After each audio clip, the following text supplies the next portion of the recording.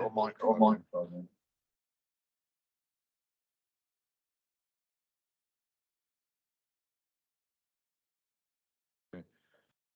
Could people who are attending remotely online please turn off your microphones and your cameras, please? Only turn them on when you need to speak. That'd be great, thank you.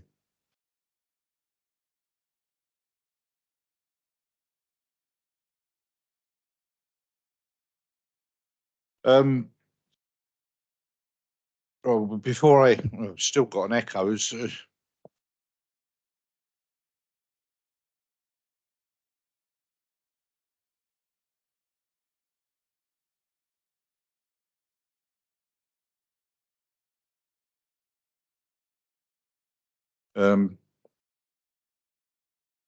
still got the echo.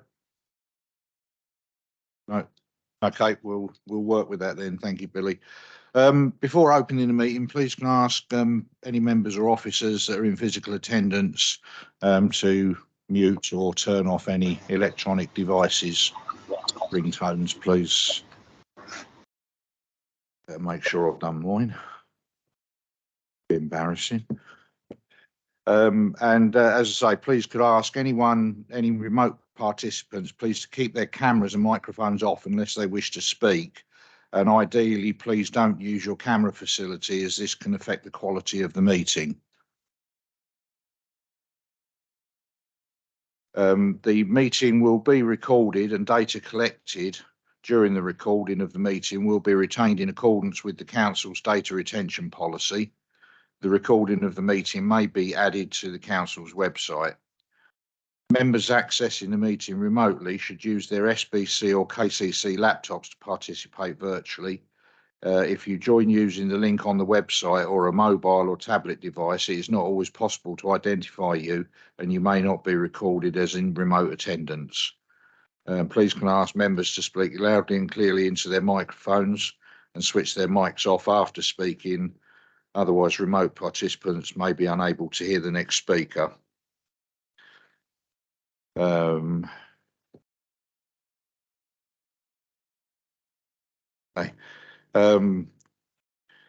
This is welcome along everyone to a hybrid meeting of the Swale Joint Transportation Board, including members of the public.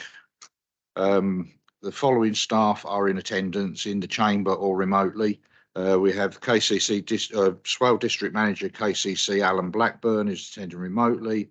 KCC Project Manager Sophia Ram is attending remotely. Seafront Engineer and Engineering Manager Mike Knowles also remotely. Active Travel Coordinator Adrian Oliver is in person. Environmental Campaigns and Performance Officer Donna Seeger is remotely, and we have Billy Attaway in the chamber and Damien Rollison of National Highways. Are there any other officers in attendance that have not been named?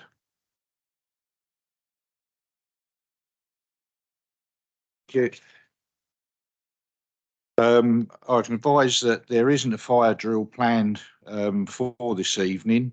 So if the alarm does go off, please make your way out through the fire exits to the far side of the car park to the muster point. Do not use the lift. Is there anyone here that may need assistance? Thank you. Apologies for absence, please. Thank you, Chair. I have apologies for absence from Town Councillor Eddie Thomas, Swale Borough Councillor Paul Stephen, Swale Borough Councillor James Hall, who's substituted by Councillor Richard Palmer, Kent County Councillor Richard Lehman, Kent County Councillor Andy Booth, and Kent County Councillor Anthony Hook. Thank you very much. Right. I have the minutes of the meeting held on the 26th of June 2023, minute numbers 133 to 145. Is it your wish I assign those as a correct record? Thank you. I've been advised that there are no registered public speakers this evening. Before I move on to the main part of the agenda, Mr. Blackburn, sorry, yeah, I missed that one bit. Any declarations of interest? Okay, thank you. Yeah, so before I move on to the main body of the agenda, there is a correction that needs to be made. If I could bring in Mr. Blackburn at this point, it's on agenda item 11, I believe. Thank you, Chair. Yes, it's to do with the Highways Works Programme agenda, Highways Works Programme that comes later in the agenda. And there are some errors on the dates that are given for the works to be carried out. It looks as though it might be a straight copy of the meeting programme that came to the June meeting. So the intention is that we'll try and amend that and send out the new version of it later this week to you all. Thank you. Thank you, Mr. Blackburn. So we move on now to agenda item 6. Part 1 agenda items are reports recommended to Swale Borough Council's Policy and Resources Committee. So agenda item 6, formal objections to Traffic Regulation Order Swale Amendment 45 2023. That will be Mr. Knowles, I believe. Yes, thank you, Chair. There is just one amendment to the submitted report, and this was a response we received from the ward members regarding the suggested extension of the parking bay in Tanners Street, Faversham.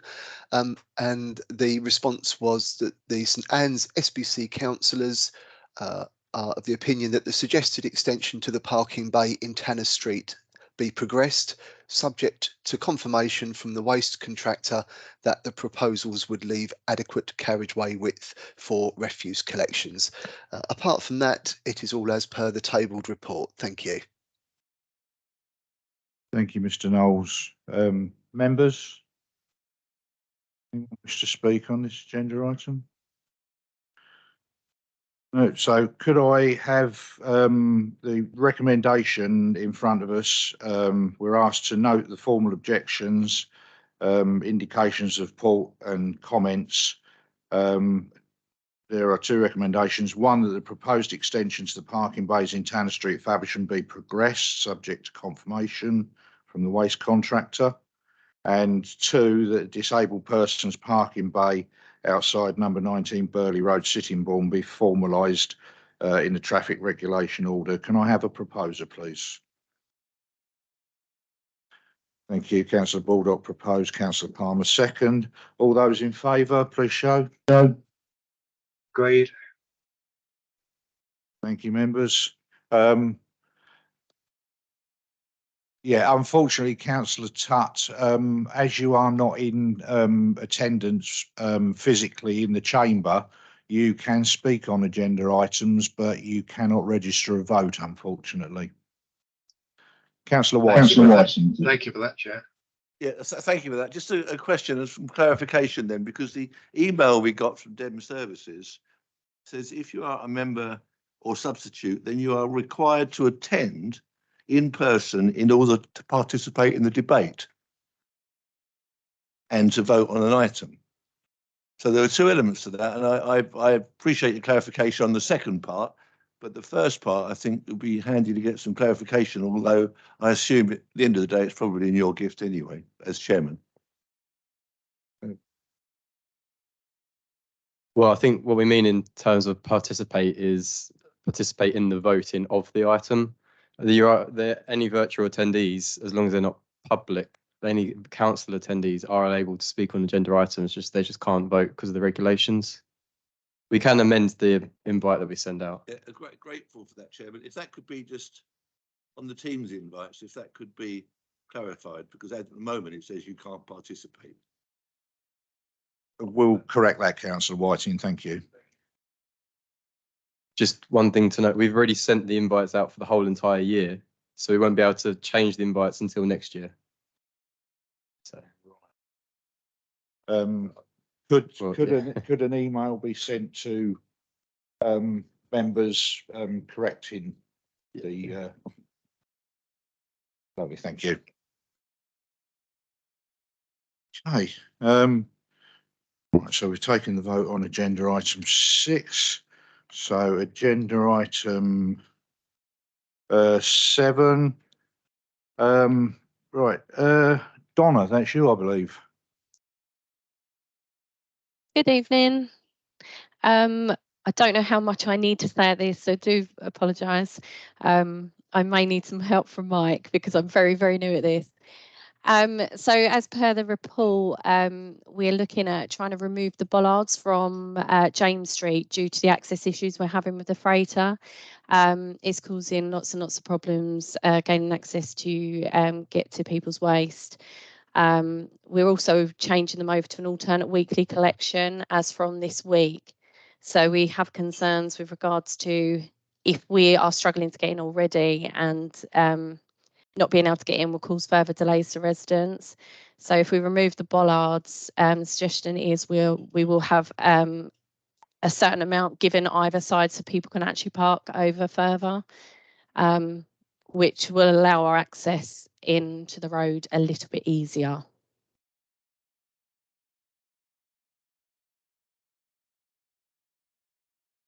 Lovely, thank you, Donna. I think that's pretty self-explanatory as to the report as well. I will now throw it open. I've got several speakers that want to come in. Councillor Whiting was first.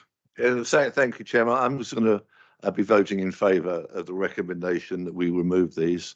I've had lots of correspondence with people locally who are put out because of the way they have to juggle their refuse, so the refuse men and women can collect it, and also the increase in fly tipping in the alleyways around the back of the street when things don't get taken away. So I know it's a very small number of responses, but it's 80-20 in favour. So I'd like to support the 80%, and I'll be voting in favour of the recommendation to move. Thank you.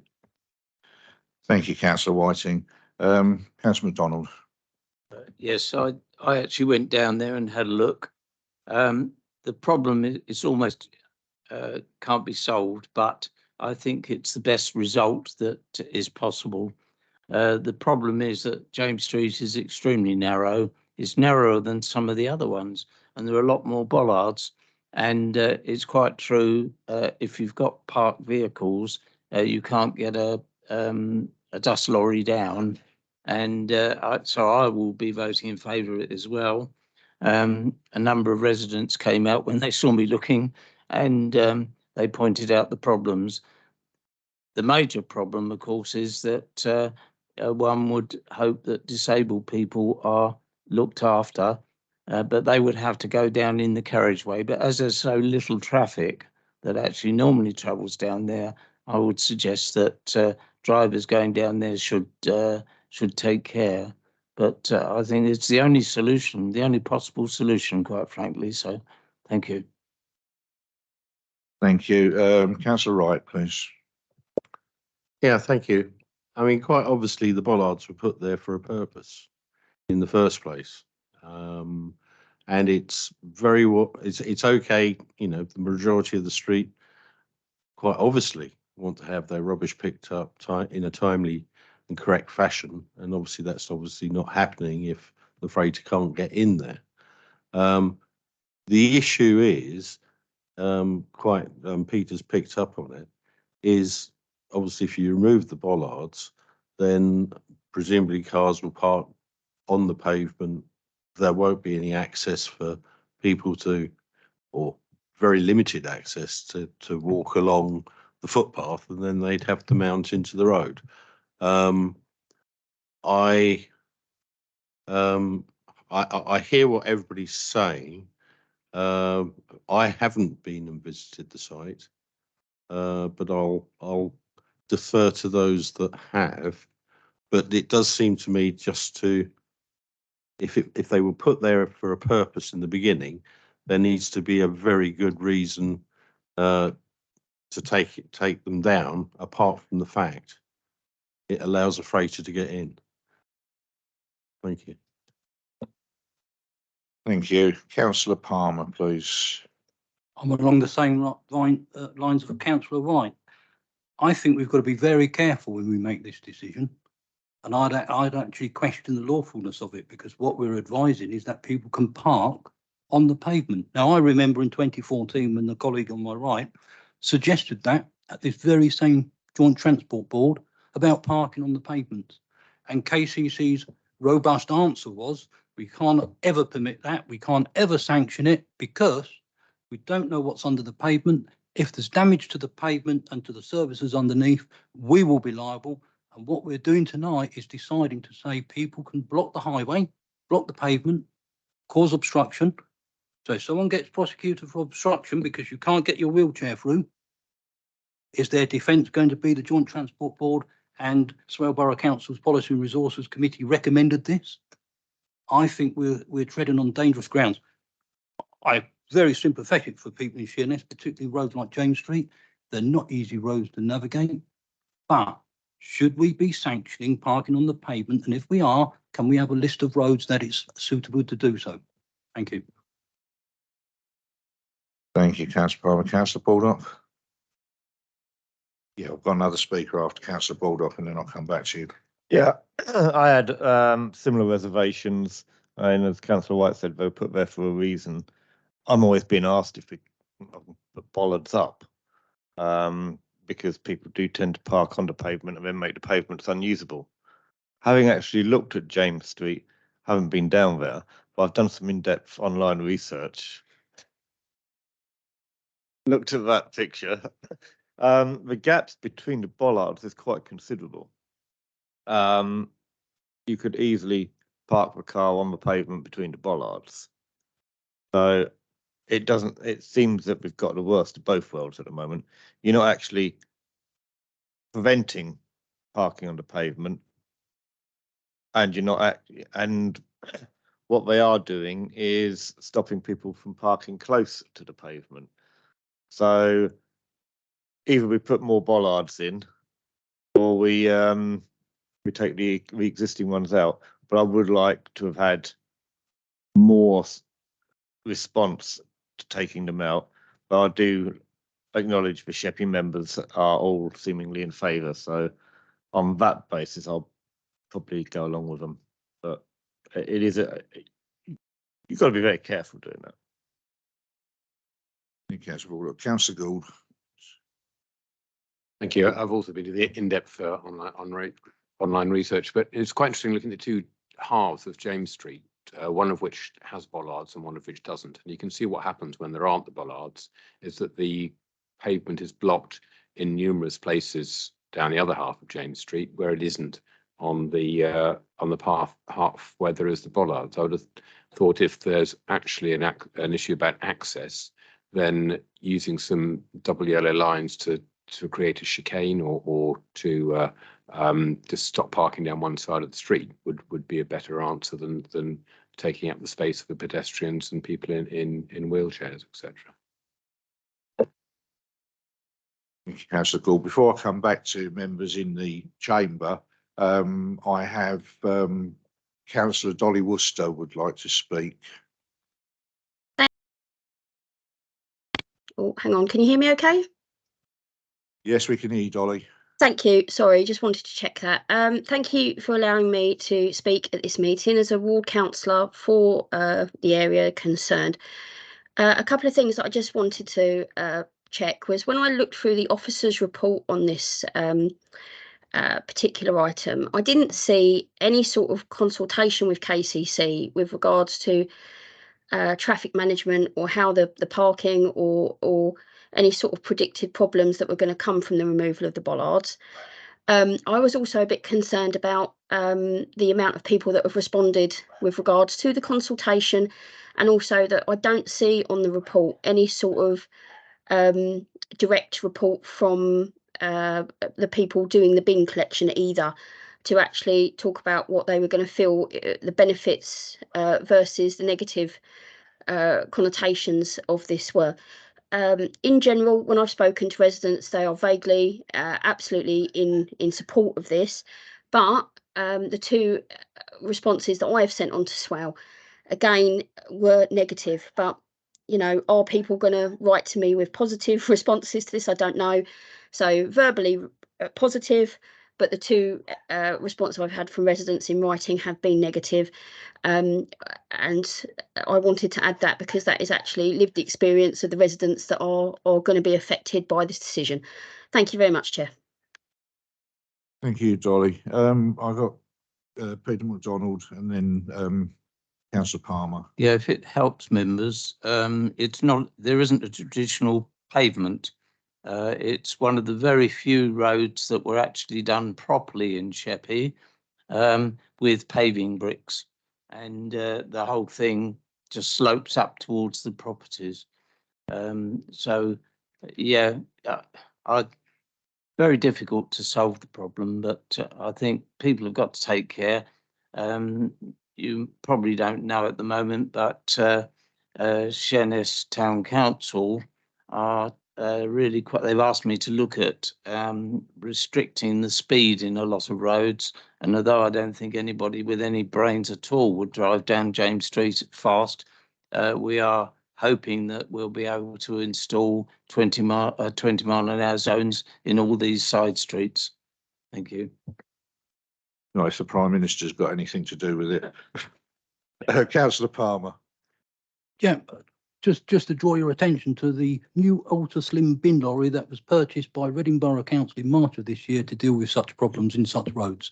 So are we looking at one solution and not looking at it in a whole? Particularly, we're just renewing a fleet of vehicles. Didn't we ever think of that with certain roads? Thank you. Before I come to you, Councillor Whiting, actually, Councillor Palmer, you've just taken the words right out of my mouth. At the briefing we had last week on the waste contract, there are going to be these new narrower freighters that may help in situations such as James Street.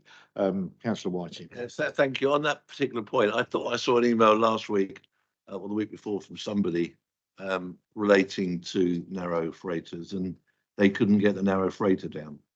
I think there is one available at the moment for use, but such is the width of the road there when cars, particularly when cars are parked, that they can't get. I think if the bollards weren't there, the freighter could probably bump up on the pavement and get round the parked cars, and that may work. But with relation to the Councillor Palmer made the point the KCC never allow parking on the pavement. The only example I have is Barton Hill Drive, where it's formally marked out on the pavement where cars can park to ensure there's adequate space down the main carriageway of Barton Hill Drive. The other point, of course, is that fire engines and ambulances are quite wide. Delivery vans can be quite wide. And it's not just freighters that can't get down to deliver or to attend to the residents. It could be our emergency services, and certainly in some cases will be delivery vehicles. And it's quite a long road. It's not as if we've got another one in halfway that's 50 yards long with 10 houses, and they all take their rubbish up to the top of the road because there's no turning circle for the freighter to get back out, and they're happy to do that. I just think James Street is too long for that to be a really viable option as we move forward. Thank you, Chair. Thank you, Councillor Whiting. Donna, can I just ask you a quick question? It's something that I'm picking up on, and Councillor Whiting, you echoed my thoughts before I could get them out. Have the emergency services, because I did read in the report about emergency services, I think, have they been consulted about any problems they have in accessing James Street? No, I haven't actually consulted emergency services. I'm assuming they may not have had any specific calls to that area, but I can definitely go to them and discuss it with them. Obviously, as we said, if a freighter is unable to get down that street and it is our narrow vehicle that we try and access with, then you'd have no hope with the emergency services, unfortunately. Okay, thank you for that. Is there anyone else that would like to speak on this agenda item? Can I take to the vote? Councillor Den. Thank you. I've listened very carefully to Councillor Palmer's concerns.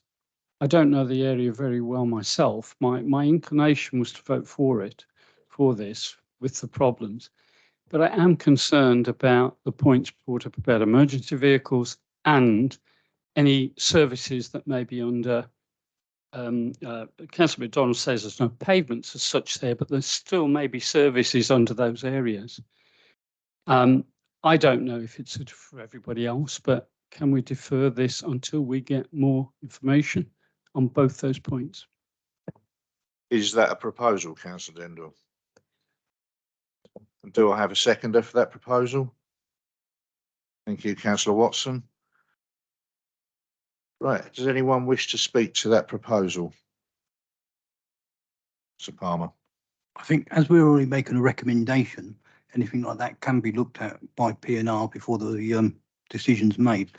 So to defer it for another JTB meeting is just kicking it down the road, perhaps unnecessarily. I fully support the idea behind it, but I think it's only a recommendation to P&R, and should it be recommended, then it can be even challenged there, because I think the legality of it should also be checked out. Can we actually say to people, park on the pavement? Yeah, thank you, Councillor Palmer. Councillor Whiting. I'm not, I'll probably be opposing a deferment on the basis that we are recommending, and I think if officers take away the message that P&R would expect some of that missing information to be put in front of the members of P&R before that committee makes a decision, I think that would suit, and it wouldn't hold things up now. It would allow things to progress in the normal way. But officers have clearly got some homework to do before P&R consider it. So on that basis, I'd vote against the deferment. Councillor Dendell, do you still wish to go ahead with your deferral? On the basis that it is a recommendation and the fact that the officers will provide more information to P&R, I'll withdraw the proposal. Thank you, and your seconders happy? Thank you. Okay then, so we go back to the recommendation as on the agenda, but obviously if the officers could note that P&R would be looking for significantly more information with regards to emergency vehicles, etc., before it goes back to P&R. Councillor Baldock. Yeah, just if we don't make this recommendation, then I assume it doesn't go to P&R. Right. Yeah, that's correct, Councillor Baldock. Right, so do I have a proposer for the recommendation on page, Councillor Whiting, thank you, and a seconder? Thank you, Peter. So all those in favour of the recommendation, the members are asked to note the results of the recent informal consultation and recommend the existing bollards on either side of James Street, Sheerness, be removed. Can we say subject to the further information as requested? Yeah, can we, subject to further information requested before it goes back to P&R?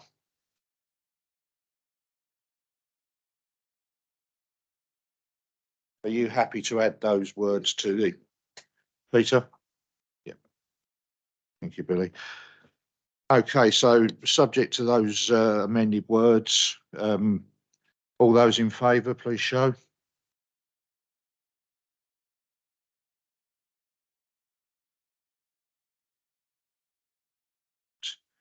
And those against? One abstention. One. So that is carried. Thank you, members.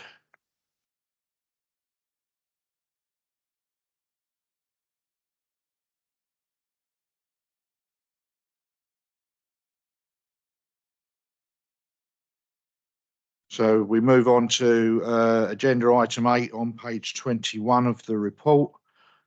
So Adrian, it's over to you, please. Thank you, Chair. This report evolved from what was due to be a straightforward rural connectivity study in the Borden and Grove Park area, looking at rebalancing rural road networks to enable safer walking, wheeling, and cycling. But it did evolve, and it evolved because a lot of what was impacting those rural roads was actually caused by the strategic network. And whilst this feels a little bit late in the day, we're looking at several months of disruption caused by all three of the A249 junctions being worked on at the same time, leading to months of misery for drivers, residents, and businesses across Swale and the Western area. So the reason for bringing this report to JTB is because it needs a multi-agency response, hence the 5 recommendations.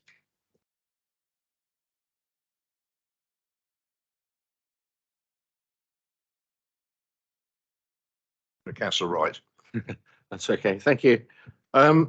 Yeah, I obviously I was at the pre-meet, chairman's, and I made a few comments there. Obviously, this is a starter for 10, and you quite rightly mention in the report that Newington, Hartlett, Upchurch, Lower Howstow, all those rural areas, certainly between Sittingbourne and the Medway towns, have been impacted tremendously, along with Borden, Tunstall, where the normal rat running is. It gradually gets a little bit better as you go out towards Tenham and Faversham. So I would certainly encourage you as an officer to obviously look next at Hartlett, Newington, Upchurch and Lower Howstow. I would also point out that Medway Council are also at the present time doing a consultation on their local plan in terms of their policies, not the areas. It does give some indication, but obviously any further building to the east of the Medway towns puts even more pressure on the A2 and the rural lanes. In fact, I think one of my comments to the Medway local plan, in fact, actually went to Kent County Council, and they were sending on the response, was the effect of all these roadworks and obviously the increased traffic, the problems that we get even when there aren't roadworks.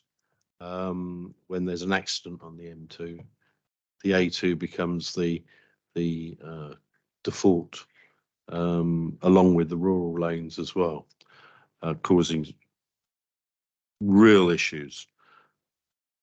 I think, and I've mentioned it when I was chairman to the Highways England, and I think Mr. Blackburn has confirmed, along with Highways England, that despite all the extra traffic along these rural lanes, and the damage that's now been caused to verges, potholes, etc., it's going to fall upon Kent County Council to make good the damage, and that needs to be highlighted, because some of these roads are particularly dangerous, or particularly where the verges have been worn away. You've got some very, very deep drops to the side of the road. But anything that can put pressure on builders, councils, government to give extra funding to try and protect what countryside we have, and allow not only cyclists but horse riders to use the country lanes with some degree of safety, is something. I know there isn't much said about horse riding, but horse riding is a very large activity. Borden, you know, there are plenty of livery yards and plenty of horses that use those roads as well. And considerate driving is particularly important when using those roads. But yes, thank you for the report. It's a starter for 10. I'm sure we need to then put pressure on, as I say, the builders and other bodies to produce the funding and measures to make it better. Thank you. Councillor Baldock, please. Thank you, Chairman. Yeah, obviously, as the Swale, as the Kent County member for all these areas, I'm getting regular issues about the diversions and the gridlocks that spring up every now and then. There is no combined body like this one. I think it's absolutely necessary. I would like there to be member involvement as well. Especially, I would suggest that the KCC member for the area be one of them. It is really painful sometimes when Highways England and KCC don't seem to share a common vision of what they're doing. The time scales. I know this is hard because there's obviously it starts out with an intention to not clash all the roadworks, and then one set of contractors or subcontractors overrun, aren't available, and it does. It ends up changing according to circumstance, and of course then you can't rearrange the one that's going to clash with it, so you get the clashes. It really does need better coordination. And we really need the utilities to play an honest game here, because there's a couple of times they've been caught out claiming emergency works.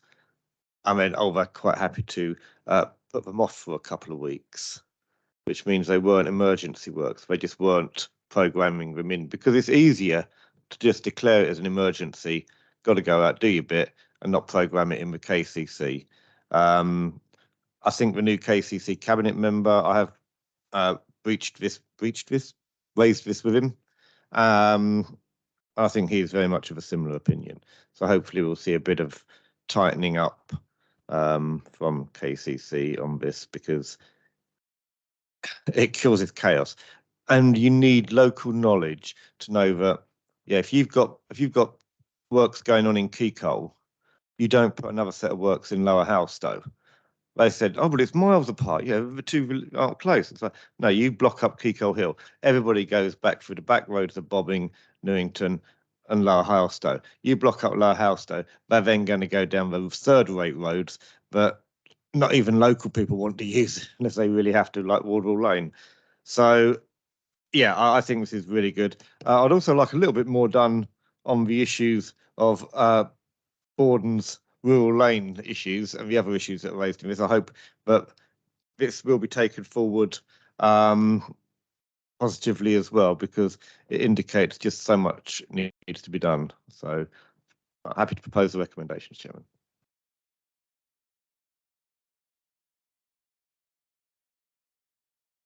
Yes, lady, would I don't know who you are. Would you mind introducing yourself, please? Hello, I'm Angela Gladwin. I'm the Bobbing Parish Council representative.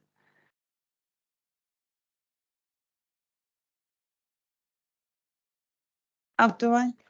Oh, she could be subbing for one of the for Eddie Thomas.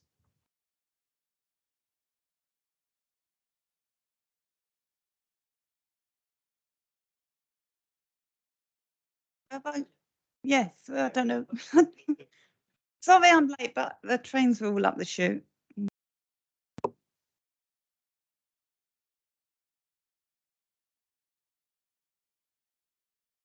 Yeah, Sorry about that. Right, okay then. Councillor Palmer, please. Yeah, thank you, Chair. I won't repeat what's been said. I agree with Councillor White's brief introduction and Councillor Baldock's. Words are very interesting.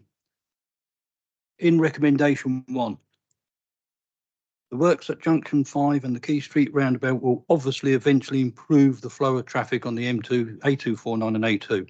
Where's the evidence? I'm not so sure it will actually. It might improve it on the M2, it might improve it on the A249, but I don't think it's going to improve it through Newington.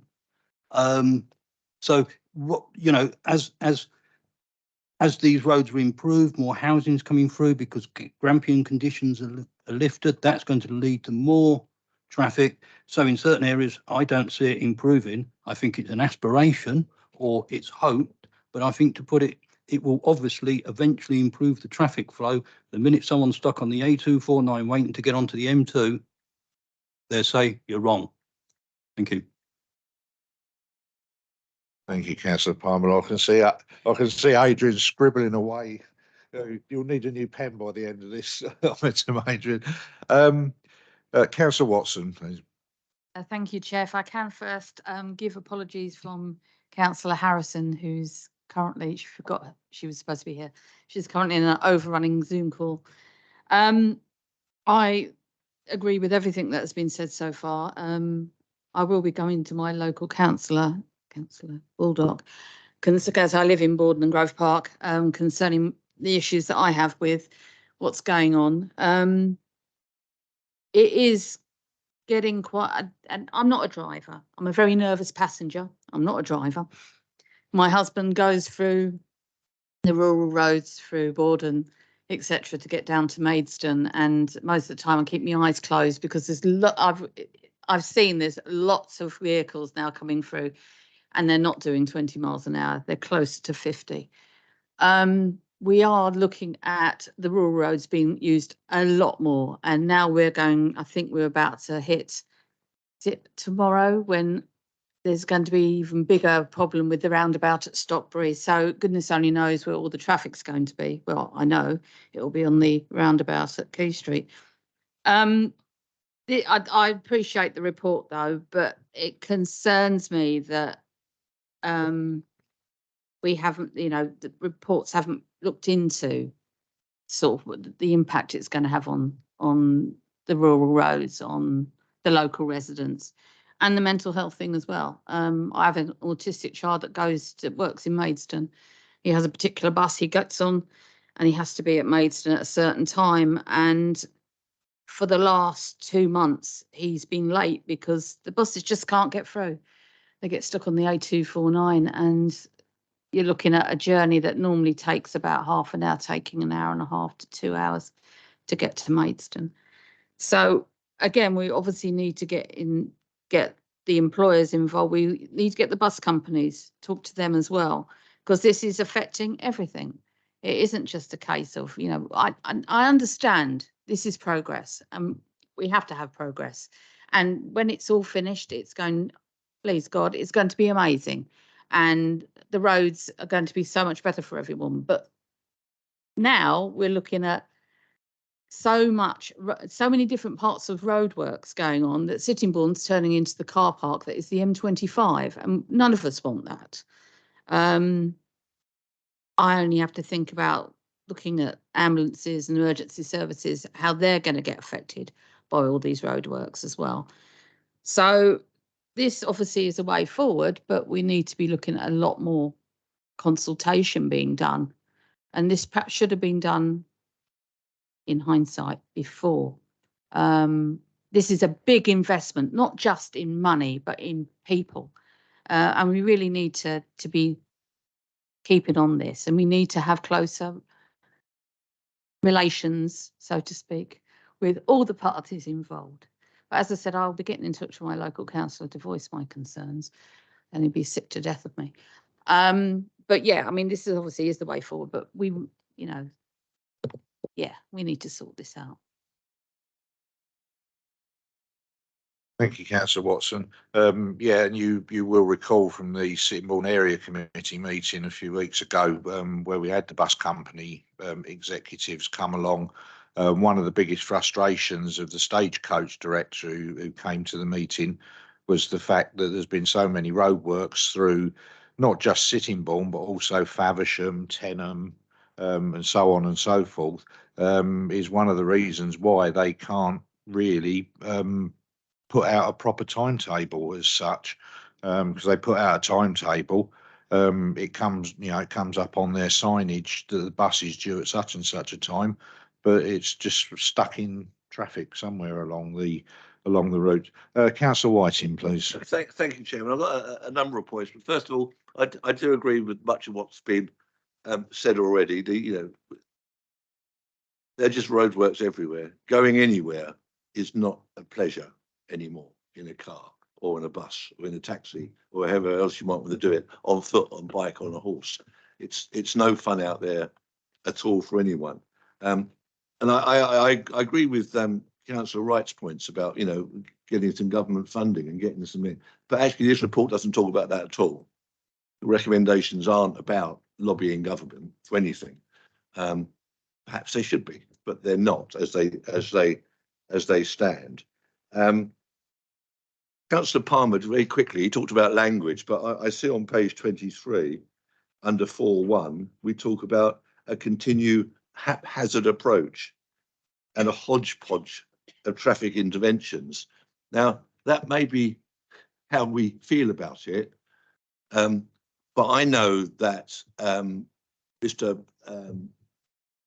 Alan Blackburn's colleagues talk regularly with Highways England, and I know that they talk regularly with other agencies about the roadworks that are being put in place. Now, whether they do that as effectively as we'd like them to do it is a different matter. But I know those conversations do take place. And I know also that members, and I've done it recently in Wards Hill, where the gas board have closed off Wards Hill for the whole of the summer months. They only spoke to the bus companies when a resident spoke to me and I suggested it to them. And ditto in Eastchurch with the forthcoming works up at Eastchurch and Warden. They're only speaking to the parish councils up there and the bus companies because it has been suggested to them. So I do think we have to, as Councillor Baldock's right, we do have to make sure the utilities are playing fair here and doing what they're supposed to do. I've got some specific questions about the proposals, though, Chairman, if I may. I wonder how often this group is expected to meet. I wonder whether all of the relevant agencies and authorities that have been mentioned, and we've widened the scope now to include others, whether they've all signed up to it.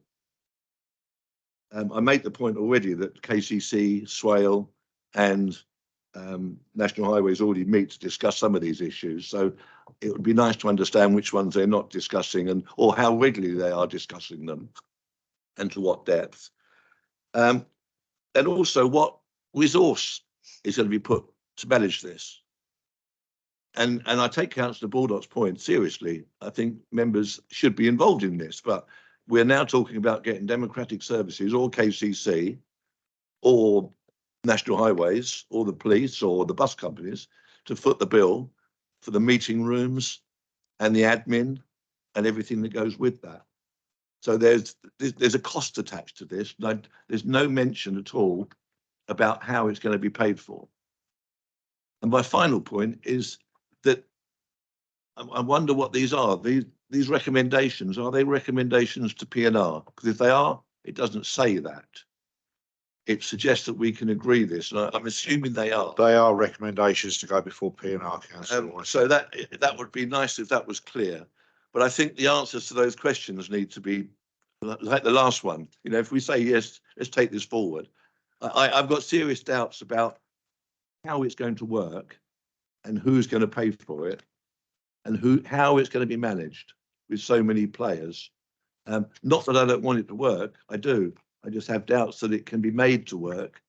And given we've only got, 18 months before the majority of the roadworks are going to be complete, how effective, cost effective it will be to add this extra layer of bureaucracy onto what already exists. So I'm happy to support the recommendation going to P&R, but I would like to add the caveat, like we did last time, that additional information, particularly those answering those 5 or 6 questions I had, and I can repeat them for Billy if he needs them, that information is made available to P&R, and particularly on the funding of it.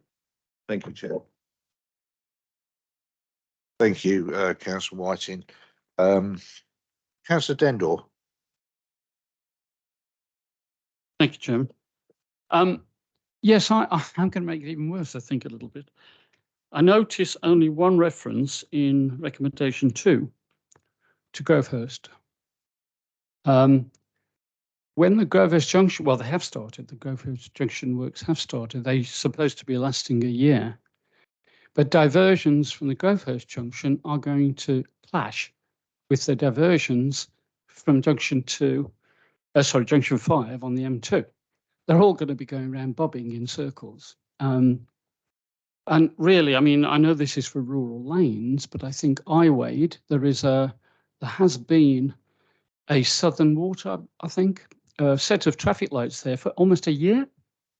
What on earth have they been there for a year for? Apparently, they're trying to find a leak and can't find it. But sorry. Yeah. But but the diversion for the Grovehurst Junction goes through Iwade.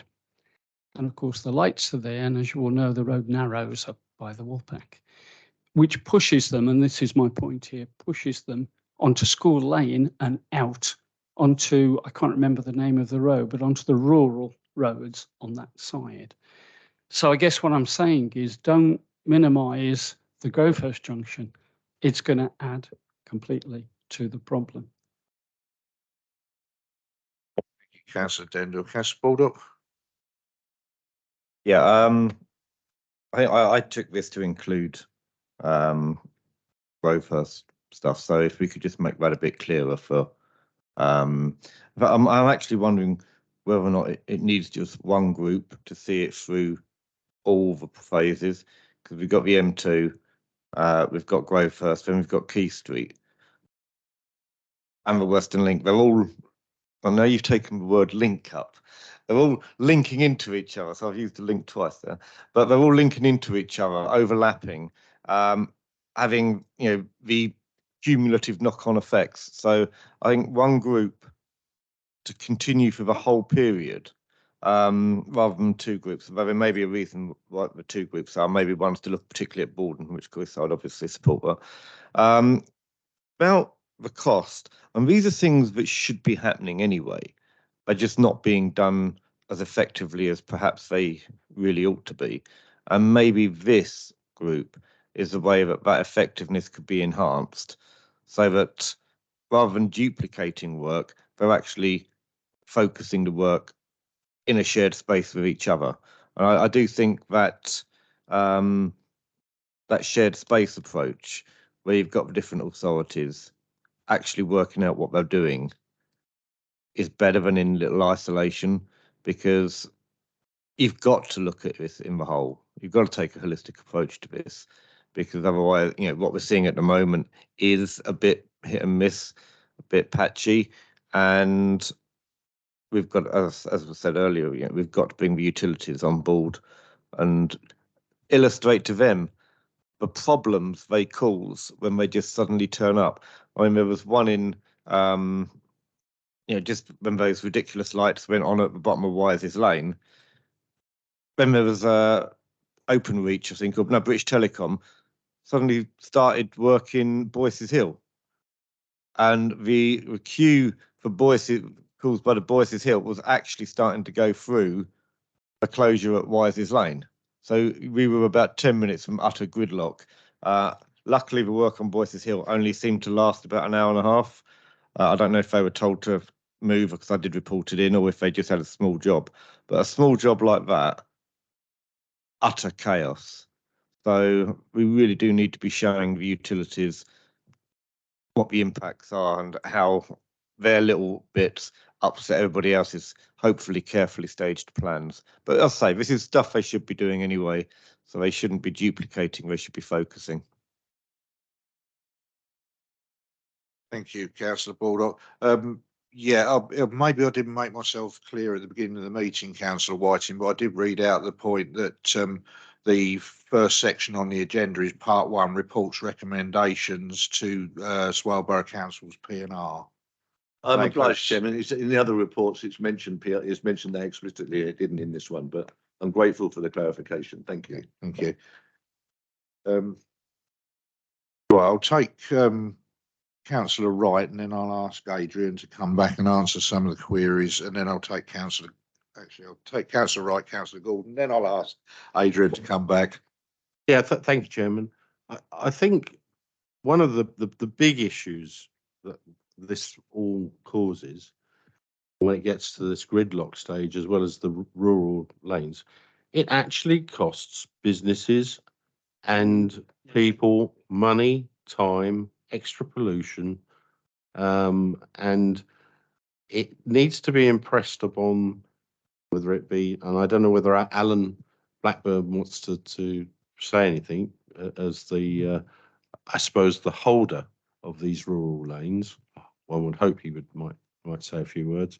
That it impacts upon people's livelihoods to an extent. We've already heard about the buses and timetables. If they don't work, they could lose their well, you already see some people turning away from buses because they're not reliable. And if they're not reliable, people are not going to use them, and then the consequence of that is that then the bus companies don't provide them. So there is a huge issue here. There does need to be coordination, and I know that certainly Alan does talk to, as Councillor Whiting has said, does talk to these people.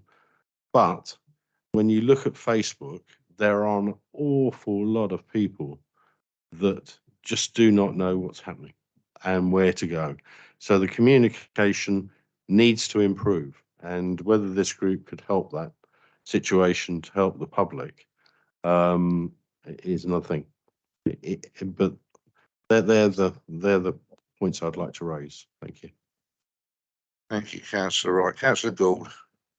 It strikes me that the problems identified here are likely to continue long beyond the end of the roadworks in terms of use of rural lanes, but I wasn't quite clear whether the proposal was for a group that was going to set up and look at the sort of rural lanes going forward, or only for the duration of the roadworks. I mean, I would have thought it probably would be good to have a multi-agency approach that actually looks at it in the longer run to solve some of these other problems that have been identified in the report around speeding and inappropriate use of the roads.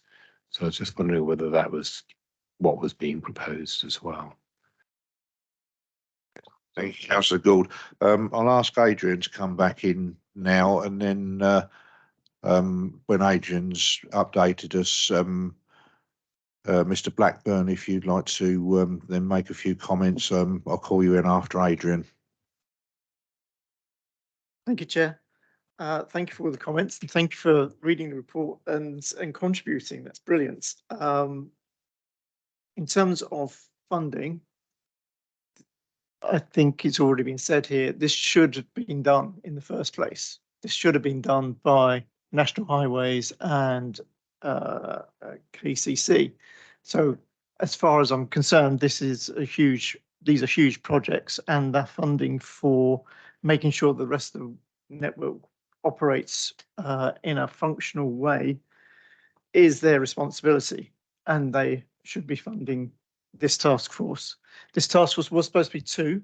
One, to look at how these works actually improve the rural network, and then the other one was to look at keeping traffic flowing through the Western area and Sittingbourne whilst all these works are going on. Having said that, the works are going on for some time. Obviously, Wises Lane is some way into the distance. So that's how it was structured, but I'm not the expert here. I'm happy for it. These are just recommendations that we put in here. that we hope that will be listened to, and that the agencies involved will actually pull this together themselves. In terms of one group or two groups, I think the focus must be in the short term to look at the works and the impact of those works, and how we can actually adapt the rural, the strategic network as and when things are going on. So it's got to be sort of like a live thing. It's got to be meeting regularly. It's got to be understanding where the pinch points are, what the problems are, and who's going to sort them out. And I think you're right, it should involve bus companies, should involve utilities as well. We've got to stop the utilities just popping up. And that happened at the just a few weeks ago at outside Tesco Metro, caused absolute chaos throughout City Hall. And I think that's the point, really. You can put a traffic light in some remote location in Sittingbourne and think it's just going to affect that area. It doesn't. It has a multiple effect across multiple areas, and that holistic approach is really important. So I think that's answered all the queries. Yep. Yeah, Mr. Blackburn, have you got anything to add to that, or Sophia? Either one of you, or both of you? Just, yeah, if I can come in first, just to clarify things really. I think the team that look after, as you, all of you know, I tend to be involved in sort of highway maintenance and things rather than the streetworks coordination type role. But there is a small team that deals with streetworks coordination on a daily basis. And I would say the team that look after Swale area are really, really good. They're a really small team, but it's just overwhelming, the total number of inquiries that come at them every day. And when you get somebody that comes to you and says, this is an emergency bit of works, they can't be at every site. And unfortunately, they don't get to every site, and you take the utilities company on face value. But that's not to say that there's sort of an end to it there, because I think if somebody shows us that something has been said which turned out to not be genuine, there's a next step up, and there's a group of people that meet on a quarterly basis called the Highways Utilities Group, or Utilities Committee, and they're a high level, and they are the people to be talking to if something is spotted that members feel isn't honest, isn't being said correctly by one of the utilities. So there is the mechanism there, if you like, for getting feedback if we don't think something's been done correctly. Lastly, I just want to say we've obviously got Daniel here tonight. Daniel's part of National Highways, has looked after everything to do with Junction 5, and yeah, without sounding a bit awkward about it, whenever I've asked anything of Daniel to attend or to give thought on it, or to give advice on it, or whatever, him and his team have generally been really, really good in trying to come forward and help us. We've got the right people, I think, involved here, and we've got the right people involved at this board meeting.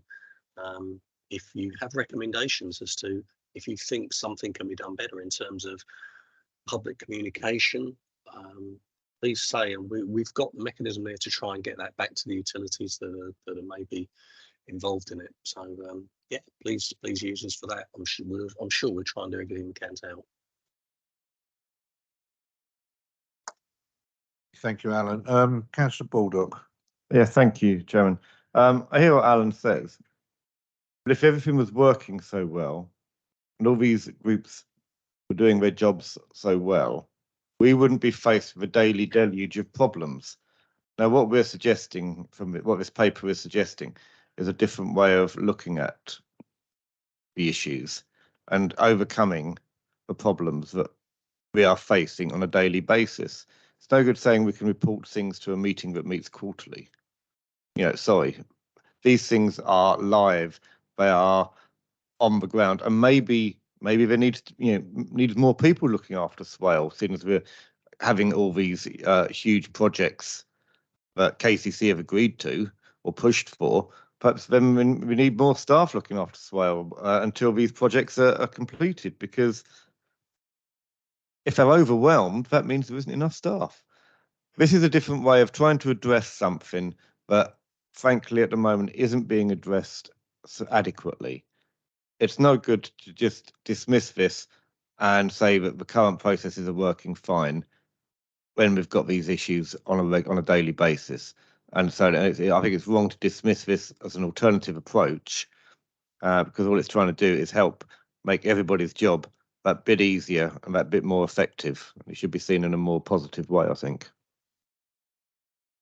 Thank you, Councillor Baldock. Did you want to respond to that, Alan? No, I certainly didn't intend to give the opinion that I was dismissive of it. That wasn't my intention at all. And if that's come over that way, then I apologise for that. But that wasn't my intention. I'm just saying we've got a good team, but there are an awful lot of inquiries coming their way every day. And if that's something that you feel you want to get involved in, we will gladly do what we can. But I think pretty much every time somebody has ever said to us there's a particular incident at that point, I think generally our response back to the members has been quite timely in saying, this is what the problem is, this is what we're trying to do to sort it out. I'm not aware of too many occasions where that hasn't happened. I think generally the team are pretty much on the case in trying to resolve it, not waiting till a 3-monthly meeting. That wasn't what I was saying. I was referring to the fact there is a higher level of things to discuss with the utility company. But yeah, I think we generally do a pretty good job of trying to get back to members and members of the public and members of Swale Borough when there is an issue that's raised. You, Alan. I've got Councillor MacDonald and then Councillor Whiting. Yes, very quick. I think apart from the major roadworks, I think what upsets people is when utilities claim to be an urgent or emergency. They come along, they dig a hole maybe, and then it's left for a number of days. Well, frankly, that isn't good enough, and the whole system needs to be tightened up. And I don't blame the county officers. I think, the utilities, frankly, some of them are extracting the Michael. Thank you, Councillor Whiting. Yes, thanks, Chairman. Let me come back. I had two quick points. One that Adrian didn't actually answer, which follows on from Councillor Baldock's question about frequency. My understanding is KCC get about 80,000 requests a year to dig up our roads. Now, that's quite a lot. And if Swale get a 12th of those, then, we're still talking many thousands every year, many hundreds every month. So my question back to Adrian, which he didn't answer, was how often does he envisage this group meeting, considering the amount of work it's going to have to get through to coordinate on a wider basis, including requests that Medway gets that we don't know about, but we will through this group. Let's assume they get half as many as we do, so we're up to 100,000 plus a year.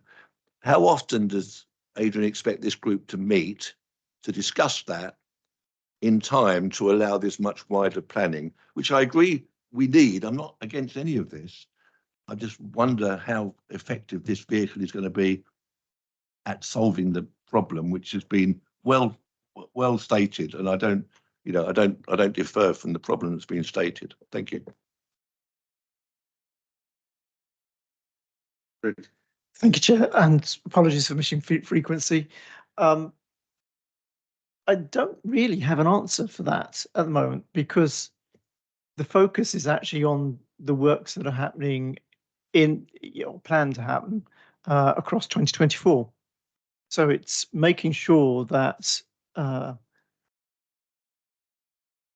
whatever we can do, we can actually minimise the impact on our businesses, on our residents, and moving around a little bit less miserable.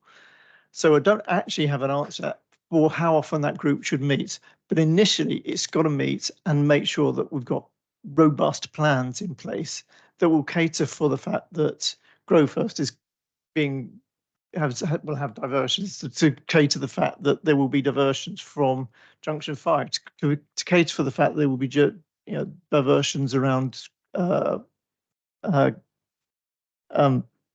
P streets.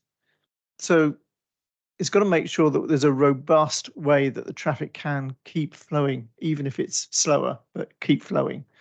And I think it will be down to the group to decide how and when it actually, how often it meets, how it meets, and what its specific terms of references are.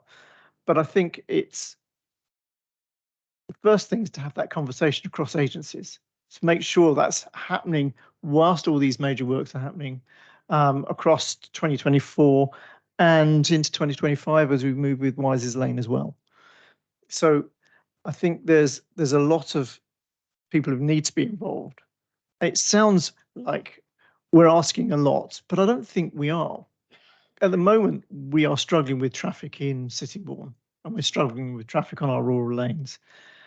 And perhaps the same is happening off every district. But I don't think every district has 3 major works happening on its strategic network at the same time. And so I don't have an answer to frequency. I think it should be as regular as it needs to be. So, when do you envisage this group being formed and having their first meeting in, Adrian? As soon as possible. I mean, we're late. We're already late on this. And would that be before these recommendations go? I don't know when these recommendations are going before P&R, Billy, do you know?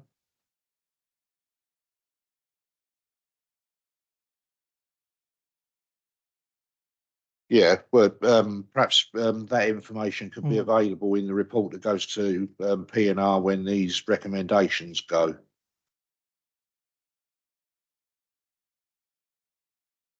Yeah, Chair. Alan, yes, I've got you. Thank you. My comment really was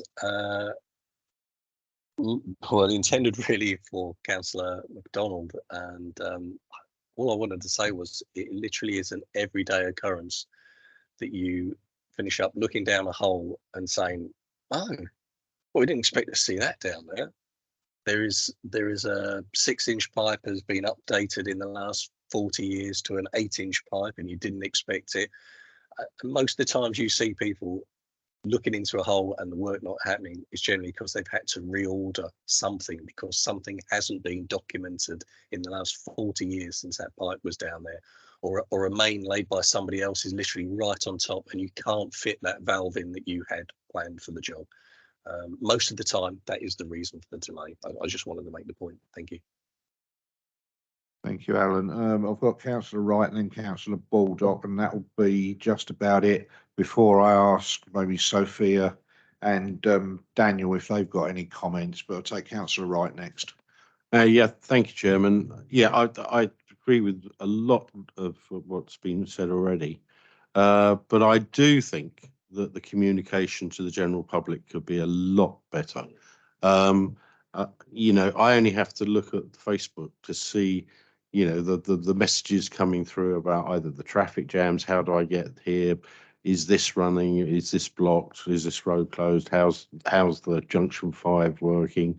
You know, it's escalated even more in the last 3 months, and if it keeps on escalating like that, something around the communications not going right either at Highways England or Kent County Council.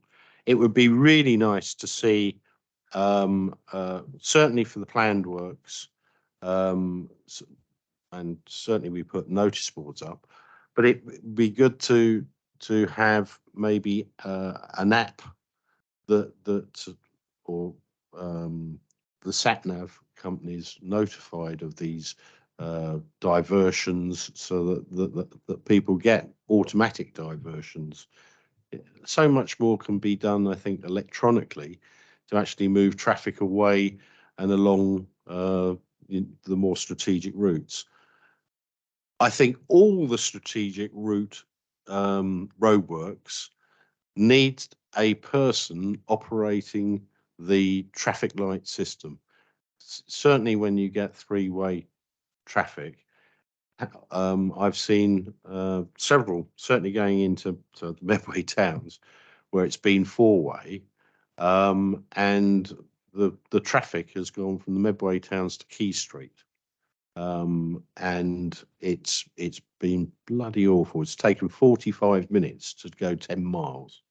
Now, if there isn't a cost to business and people when things like that happen, and that's gone on for the whole weekend.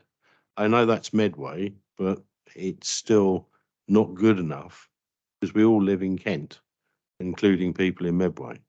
And I think that's where I want to stop, but the communication is something that could really be improved. Thank you. Thank you, Councillor Wright, and Councillor Baldock finally. One day SatNav will say no. You can't get there. I think a lot of what's being said and what Alan was saying, and yeah, the officers are great. When I ring up and about the problem in Lower Housedale, it's having an effect, and they do sort it out. But this is about preemptive planning.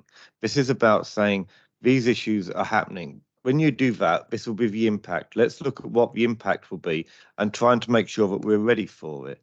It's not about reacting to issues that have already occurred. It's about trying to see that those issues that might occur with some local knowledge, with some local people who know the area, and say, if you're going to do that, then you can't do that over there at the same time.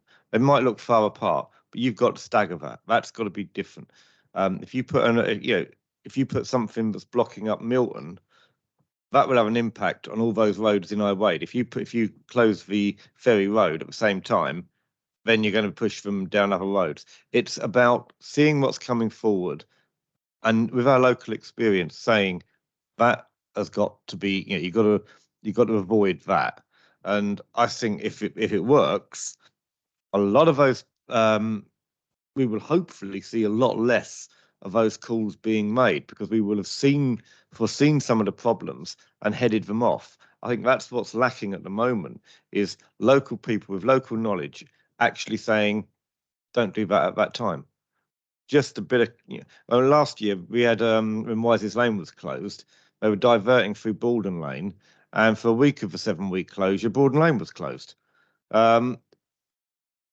Yeah, it's just local people can point that out straight away. Well, you can't do that. I wonder how much different departments even have the time to talk to each other. So, let's see this as preemptive. It could actually reduce the problems on the road. It could reduce the problems for the staff who have to deal with those problems on the road. And let's try and get all the agencies to be positive in a positive way about it. Councillor Baldock. Yeah, just looking at the recommendations, I think it might be a good. I mean, I don't know whether the actual makeup of these task force boards, whatever you like to call them, has been made yet. But I think the chairman and the vice chair of this body should be included, whomever they may be. Myself and Councillor Wright at the moment should be included on that task force as well. Sophia, have you got anything to add briefly? I was going to provide a verbal update a little bit later, which I will go on to do, but just to reassure members that we have ongoing discussions with National Highways. We had a stakeholder meeting last Wednesday, and one of the big takeaways was the communication. And we've asked the public liaison officer and the team from Jackson's, who are their main works contractor, we have asked them to review their stakeholder management and communications plan, because it's not up to scratch. So we've asked for a review of that, which they're working on, and we've taken some feedback from that stakeholder group as to how we can improve our communications. But I do echo what Alan said. Any recommendations that the board might have for improvements that we could make, we will happily take on board. If I Thank could you. just clarify, Councillor Dindal. sorry, what the meeting that Sophia is referring to was actually about Grovehurst Junction, not Junction 5, just to clarify that. Okay. Could you clarify that, Sophia? Yes, sorry, I'm the assistant project manager for the Grovehurst and Key Street schemes. Thank you. And Daniel, did you have any comments before we move on to the vote? So again, I can give you a more detailed verbal update on the Junction 5 schemes in the next item. But yeah, just to echo a lot of what Alan said, really, you know, there is a street works team within Kent County Council, and they are very good at their job. And that is what they do day in, day out, is manage the roads and all the local roads. And we have a really strong collaborative relationship with them. And any decisions that are made in relation to traffic to closures that involve any diversions through the Kent network, it's all done you know, together, and ultimately it's approved by Kent through a lot of collaboration and discussion about the behavior that we think drivers will have, and the locations they will go and the routes that they will take. It's not all about just assuming everyone follows the diversion route. We do have those really detailed discussions. So yeah, just a reiteration on that, really. And yeah, and we do put a lot of effort and time into our communications. Is it perfect? Probably not. But we do put a lot of time and effort into it, and Councillor Baldock can probably testify to some of the well, to my own approach to sort of stakeholder management and some of the meetings we've had that he's also been a part of. We are very much committed to that, and we're always open to any suggestions on how that can be improved. Thank you, Daniel. Right, you did propose the recommendations, Councillor Baldock. Councillor Whiting, could you, I don't know if Billy, did you get Councillor Whiting's words that he wanted to add to the recommendations? Yeah. Lovely, thank you. Okay, thank you, Councillor Whiting. So we have a proposer. Do I have a second, including the amended words from Councillor Whiting? Councillor Dendor, thank you. Right, so I'll take these on block, recommendations 1 to 5. All those in favour?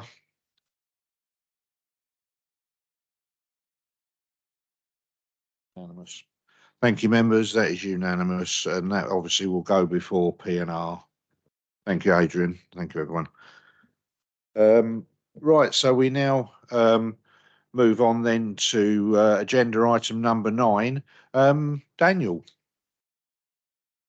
Hello, thank you.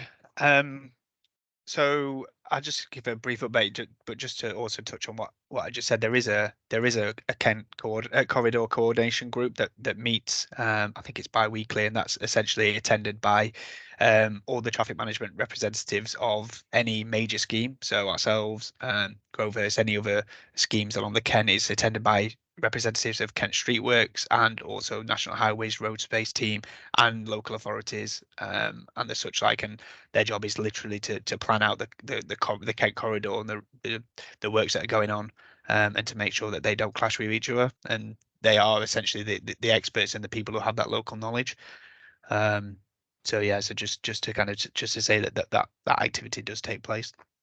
But yeah, so in terms of the Junction 5 scheme, so hopefully anybody who's driven through recently will have seen quite a lot of change, particularly on the Stockbury side of the roundabout on the south side.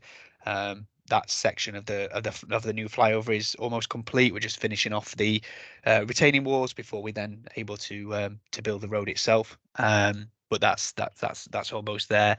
The bridge beams got lifted in mid-August, so again we did that over a couple of days.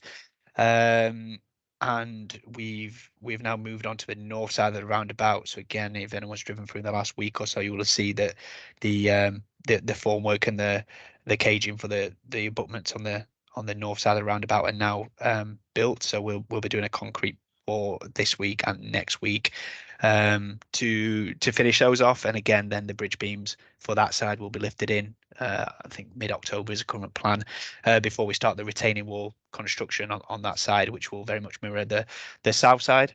You will also see that we've reopened the dedicated slip if you're travelling from Maidstone towards Stockbury and you want to go to Canterbury to coastbound, the dedicated slip is open there, albeit it's not the full length as it will be when we're finished, but it does provide that dedicated link to so anybody travelling to the coast doesn't have to interact with the roundabout.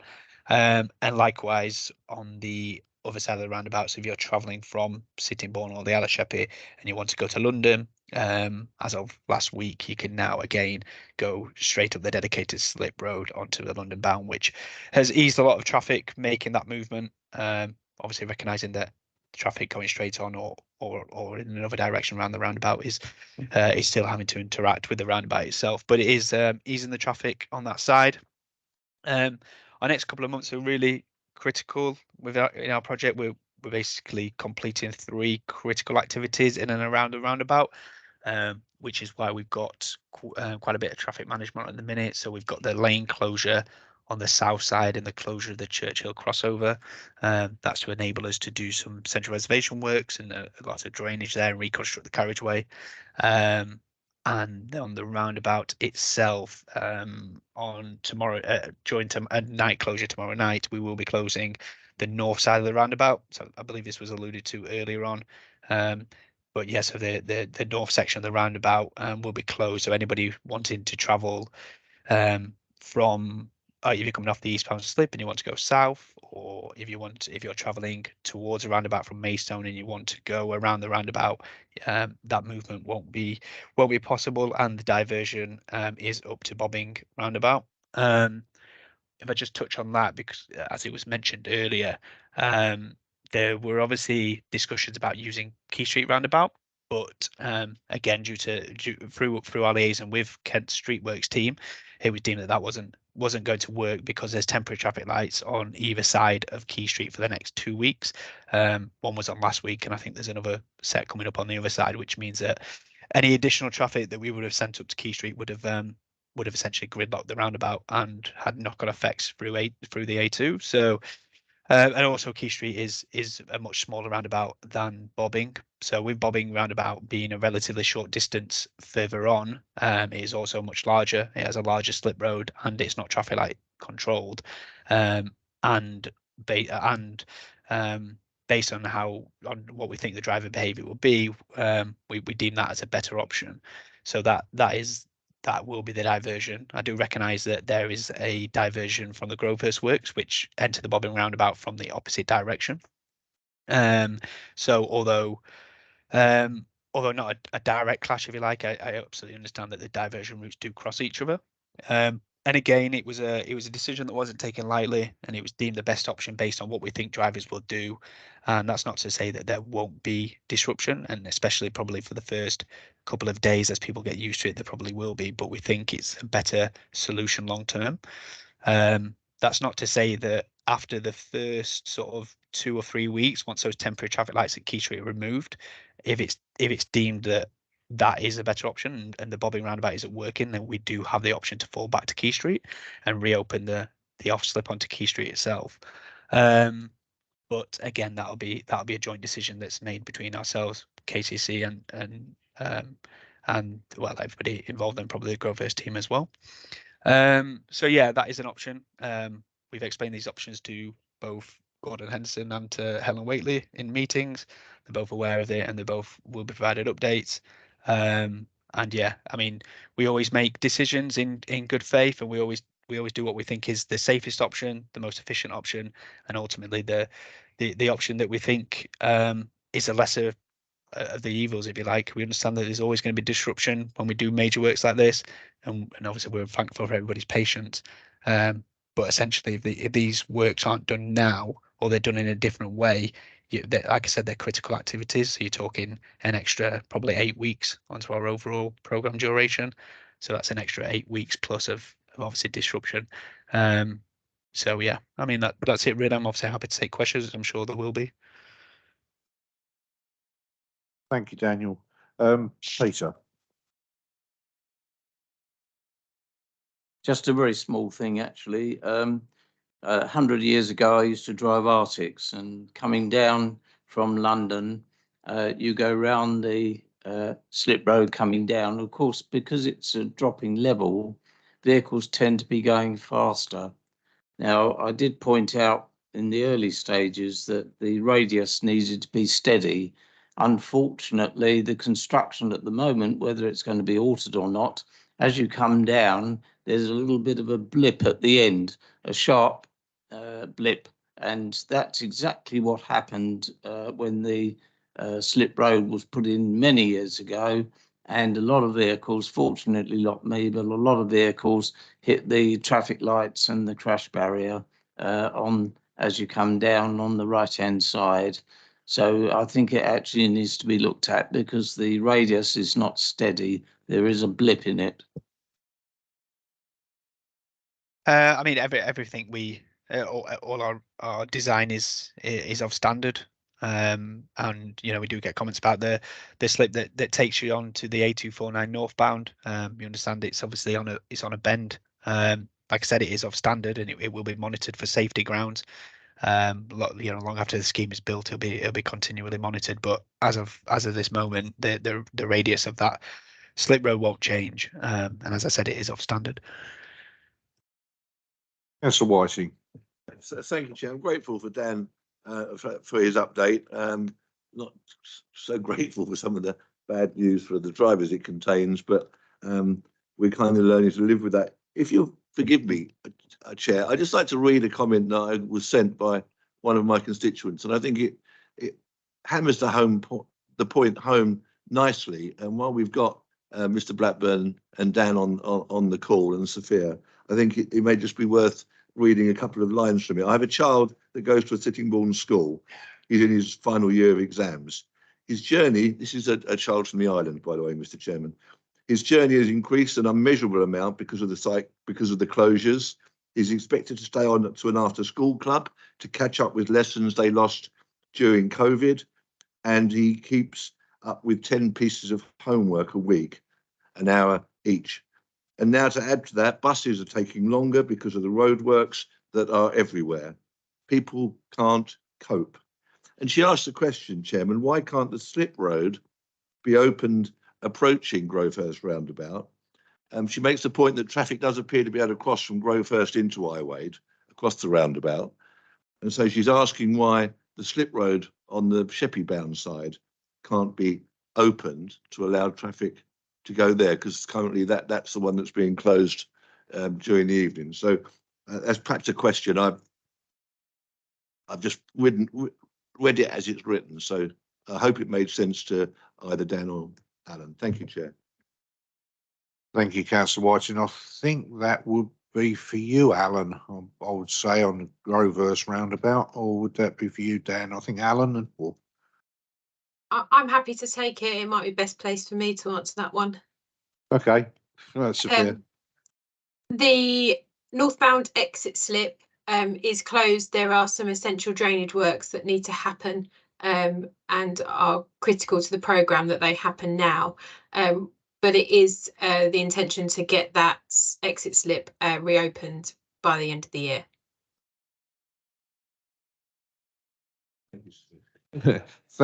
Thank you, Sophia, for that wonderful news. Councillor Wright. Yeah, thank you, and thank you for the update. Although, as Mike said, it doesn't bring our residents any good news whatsoever in the short term. As I think you were listening to the previous item, you know that these roadworks have huge impact on residents, businesses, both in time, money, missed doctor's appointments, hospital appointments, and the list goes on. Could I ask, Dan, whether the Junction 5 improvements are on schedule and whether they're on budget? Because if they're under budget, there might be some money to go back into the pot to help government repair the roads that are damaged around it. Thank you. Yeah, so firstly, like I said, we absolutely recognise that there's been impact through the works, and we've worked incredibly hard to maintain as much capacity through the junction as possible.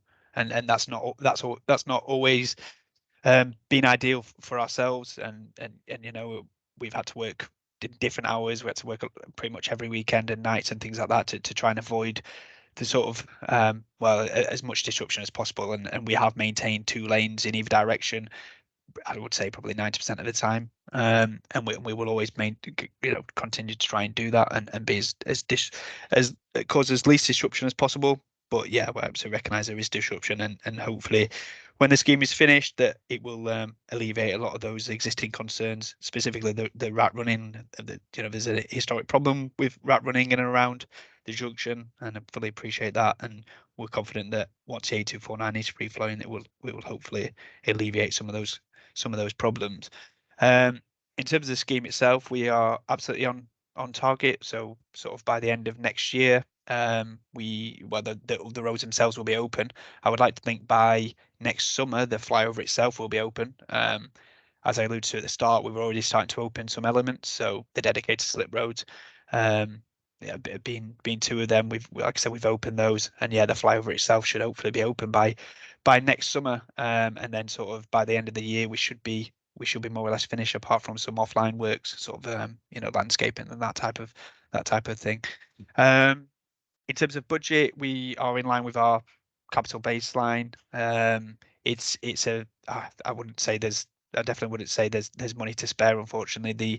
The nature of the industry is being affected like everybody in terms of inflation and the impact of COVID, and it means that prices, as with anybody experiences on a day-to-day basis, have gone up significantly since our budget was set in 2019. So we try and identify opportunities to help around the junction, specifically around MNUs. But in terms of repaving sort of local roads, it's a muddy waters. I know some senior people in National Highways and in KCC have had discussions previously around it, and I believe they're ongoing. But ultimately, obviously, Kent County Council have a statutory duty to maintain roads that they own, and they're not National Highways assets. Likewise, any of our National Highways assets, we have the statutory duty to maintain those as well.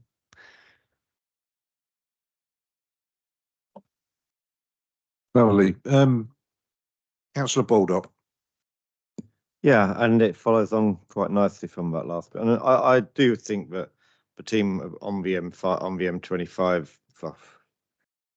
on the junction 5 of the M2, have been doing a good job. They have been responsive. It is these issues of the impact on the other roads. Because of these schemes, we are seeing wearing out of roads that are not as were previously used as much, and travel patterns will change as a result of the Stockley roundabout. And nobody's, the impacts of that seem to fall between two stones. God, my metaphors are rubbish tonight. You've got Ode Street that is seeing more traffic because of a new layout. I'm concerned that is going to see a sustained increase in traffic, but nobody's willing to look at addressing that impact or doing anything about it. It's the same, if you've got more, if Grovehurst works better, is it going to take traffic from other routes who you're going to use different routes? You need to look at what the impacts of these big projects are, and look at those areas that might become more affected, and see what steps need to be taken to improve safety there or to get them resilient. Because certainly the experience in Ode Street is a negative one, because we as parish council, we raised these concerns really early on, and nobody ever really listened, because National Highways said, well, our project will make it better. KCC sort of said, well, it's not really our responsibility. It's National Highways. It's a knock-on from their work, and nobody really looked at it. Nobody, we keep raising it, but it always just gets knocked between one and the other. I think that's one of the problems that we've got, is unforeseen areas get totally overlooked. Yeah, that's it. Daniel, do you want to take that one, or Sophia? Just in terms of Old Street, I think that there's always been a historic problem of rat running through Old Street, as I kind of alluded to at the start, and I do think the project will have a overall long term a positive impact on that. And you know, I've had discussions with residents of Old Street before, around sort of traffic calming measures, and I've taken them to KCC, but ultimately it's not a part of the network that's owned by National Highways. So fundamentally, we can't make changes to that network. We can't put in traffic calming measures. We can't do those things. It's not our asset. So I can raise those issues to Kent and the contacts I have within Kent, but ultimately it's not a decision we can make. I do appreciate that the works that we have probably increased the amount of rat running through there in the short term. And you know, and we can do things sort of additional signage and things like that, like temporary measures, but we're just not. It's just not possible to do sort of permanent long-term measures.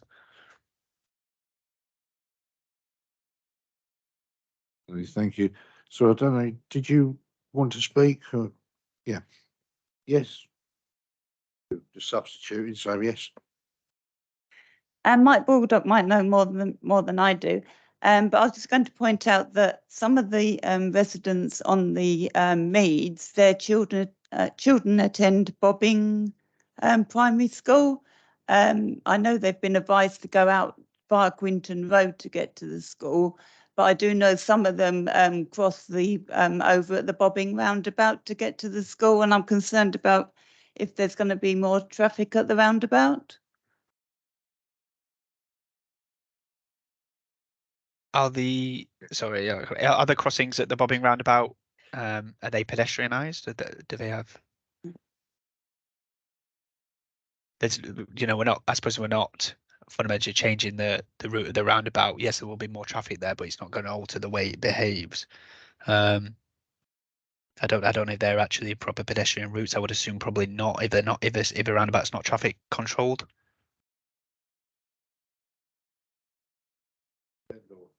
I don't know if Grover's team could comment on Yes, that one, thank but I'm you. not overly familiar. Yeah, just to reply, it's not traffic controlled and it's hellish to get across. If you are a pedestrian, there's traffic coming at you from all directions. I also note on the highways list here, which we'll come to, that the planned roundabout by McDonald's going into Ferry Way is also not going ahead. So, which is another very, very dangerous point. So it will be hellish for kids to get across that roundabout.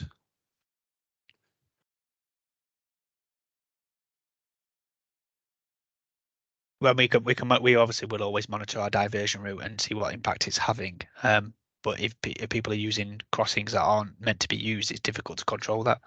But obviously, we will always constantly monitor our diversion routes as we always do. And if, like I said earlier, if changes need to be made, then they will be looked at, especially if they're safety concerns. And any changes will be made. It's obviously never our intention. We would never do anything that we think would put people at harm. Thank you, Dan. I think, well, Alan and Sophia are obviously listening intently to this debate, so I assume they'll take on the comments that have been made about said roundabout, Grove at the Meads. Councillor Wright.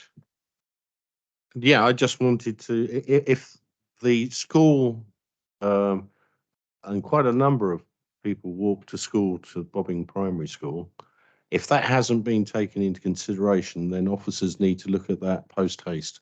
There does need to be some form of, because if the traffic is going to take both lots of traffic when the Grovehurst Junction's being done, that's going to put significant amount of traffic on that roundabout, and they will need to look very carefully about the safety of young children going to school.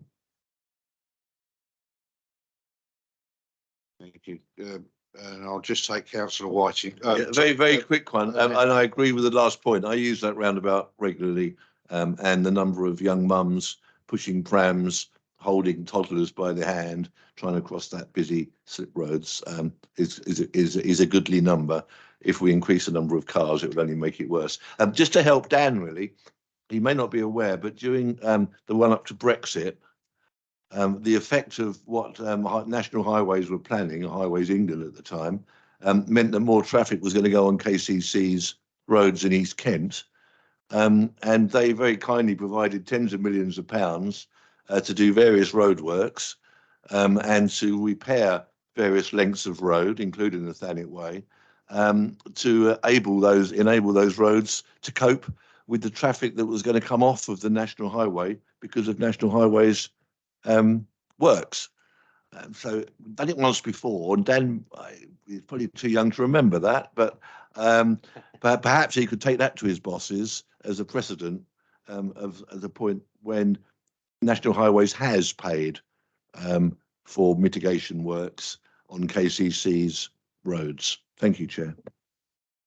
Thank you. And I've got Peter McDonald. Yes, I think the solution actually is two temporary panda crossings.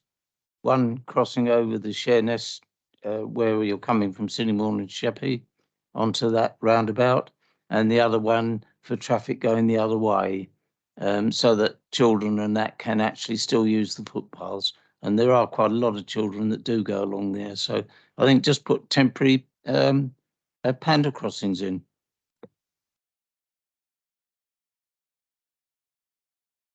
Dan, did you want to take that one? Yeah, I will. I'll take it away and discuss it with the team tomorrow. Yeah, I'll take those away. Lovely. Thank you very much. We've got no more indications of questions. So, Dan, thank you very much for your presentation this evening and answering all the questions. We now move along to agenda item number 10. A verbal update from KCC on the Grovehurst Road Junction. Who's taking that one? That will be me. Thanks, Sophia. So I'm here just to give an update on Grovehurst. However, I can give a brief update on Key Street as well whilst I'm here, if there is interest in how that's progressing. In terms of Grovehurst Road, everyone's probably aware of the traffic management that is out at the moment on the National Highways network. So we've got lane 1 northbound shut, and that is just before the Grovehurst junction, just past the Grovehurst junction. We've also got northbound exit and entry slip lane closed, and as I said before, they'll be reopened by the end of the year. The lane 1 closure will be in place for approximately 12 months, and that is to provide working space to build the bridge abutments for the new bridge that will be going in place. There will be southbound lane 1 closures, and that's from the 12th of October currently, that we'll be putting those in place. And that will run from the just after the Cowsty Corner roundabout on the Isle of Sheppey, southbound to just past the Grovehurst Road junction. Again, that's to provide the safe working space to build the bridge abutment on the adjacent side of the road for the bridge. There are some works happening on Swale Way, so on the Kent network. There will be no closure of Swale Way, just a road restriction, which is being managed by temporary lights. Those lights will either be manned or intelligent signals, because we understand that at certain times of the day they need to be operating in a slightly different way to ensure that traffic is moving freely through the junction. In terms of the diversion route, which includes the Bobbin roundabout, there's been lots of discussion about that tonight, and as I said before, we are working with National Highways to monitor that. We've got our team out at least twice a day carrying out an inspection of the traffic, monitoring that, recording that. So hopefully over the course of the next 2 weeks we'll have a good picture of what's happening and any issues that's causing, and then we can, if necessary, relook at the diversion route that's in place and see if anything can be done to alleviate any congestion that might be causing. But yeah, we're monitoring that over the course of the next 2 weeks, and we'll be in discussions to be looking at that. As I mentioned before, we had a stakeholder exhibition last Wednesday. This was held at the Kemsley Community Centre, and it was well attended by residents, councillors and local businesses. And we were able to update everyone with what is happening and take on any questions or recommendations going forward. We are holding another session at the end of October, and this will be an evening session to pick up those people that weren't able to attend the day session. We're looking at a venue in Iwade to host this, but there will be more information about that once that's all firmed up. We are looking to pull together a focus group. We had quite a few businesses in the room last week, and we've got really good links with some of our Kemsley Field businesses. We're looking to have a focus group so that we can update those businesses that use the Grow First Junction on a daily basis. So those logistic companies, also some of our bus companies, just to make sure that they're properly informed of what we are planning to do. And we're looking to launch those the very beginning of next month and have those on a regular basis to ensure that our local businesses, particularly coming up to Christmas, are fully aware of what the road network is going to be looking like in and around that junction. I'll provide a quick update on Key Street. The procurement has started for a contractor to do those works, and currently the programme is looking at those works beginning May next year, and we've got construction for approximately 7 months. A lot of that will depend on the developer roundabout that is going in at Chestnut Street. It's important that our works kind of work around their programme. Currently that works, but obviously we need to ensure that we know exactly what's going on and getting regular updates from them. In terms of traffic management in and around Key Street for when these works will be happening, we have discussed this with our streetworks team, and they have expressed concerns, understandably, with the works that are going on at the junctions either side of Key Street. So we are working through our proposals, and we will be submitting these to our streetworks team to see if they're able to accept what we're planning. But yeah, there's some work to be done on those to ensure that we are minimising the disruption to the network. There has been a slight delay to our programme, so we were originally hoping to get out the beginning of next year, but we've had some ecological constraints that have meant that we haven't been able to get started as soon as we were hoping to. And also the developer roundabout has held us up slightly, but yeah, currently we're looking at a May 24 start for Key Street, dependent on being able to book the road space. Thank you. Thank you, Sophia. And when you've got the date and the venue for the road show, could you email me the details?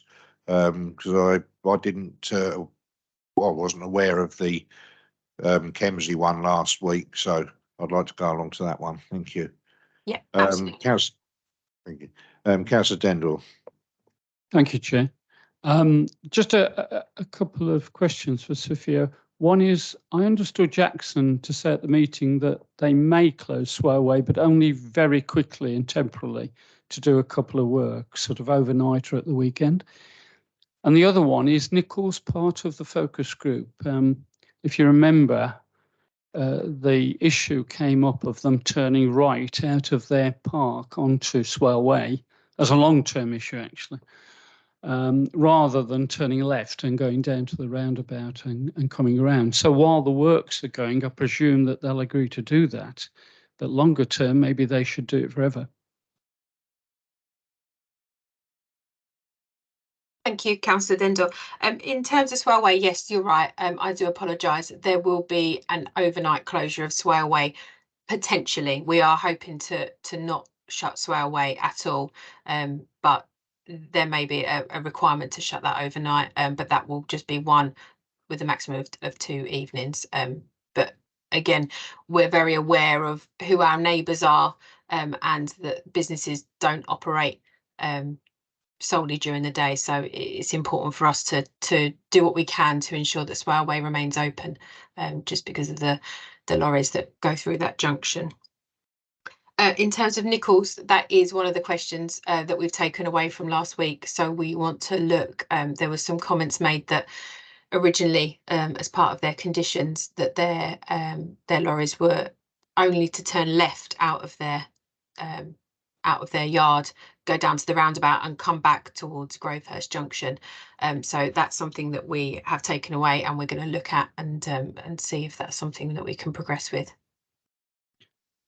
Could I just come back quickly, Jay, if I may? Yeah. Thank you. Just a question. You mentioned, Sophia, on the business traffic going through Swale Way, but please remember all the people in the residential area in Kemsley Fields, their only way out is Swale Way, so they're just as important. If they have to go all the way around through Eurolink and down through Crown Quay, it's horrific. I've had lots of residents, constituents, talk to me about getting their children to school. The absurd thing is they'd have to go all the way around Crown Quay Lane up Eurolink Way to go to Bobbing, or to go to anything, Iwade School, which is crazy. So just bear in mind the Kemsley Fields residents as well as the businesses. Thank you. Thank you, Councillor Dendor. Councillor Baldock, please. A couple of things. If there's daily updates with business, where businesses can raise their concerns, why can't we have daily updates with councillors? The other thing is, are there, I imagine it will be very minimal, but are there going to be periods, and do we know when, that the A249 itself will have to be shut?